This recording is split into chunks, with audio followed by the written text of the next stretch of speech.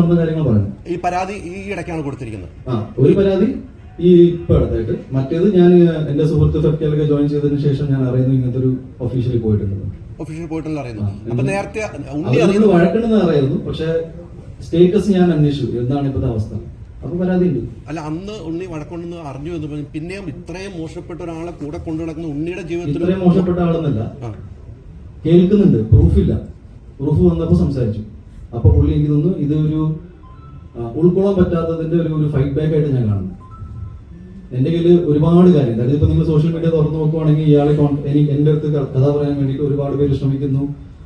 ഈ പുള്ളി കാരണം എന്നെ കോൺടാക്ട് ചെയ്യാൻ പറ്റില്ല എന്ന് പറഞ്ഞ ഒരു ലോഡ് കംപ്ലൈന്റ്സ് ഉണ്ട്. ഇത് എന്റെ കയ്യിൽ പ്രൂഫൊന്നുമില്ല. ഇന്ന് ഞാൻ നോക്കുമ്പോൾ ശരിയാണ്, ഒരുപാട് പേര് കംപ്ലൈന്റ് ചെയ്യുന്നുണ്ട്.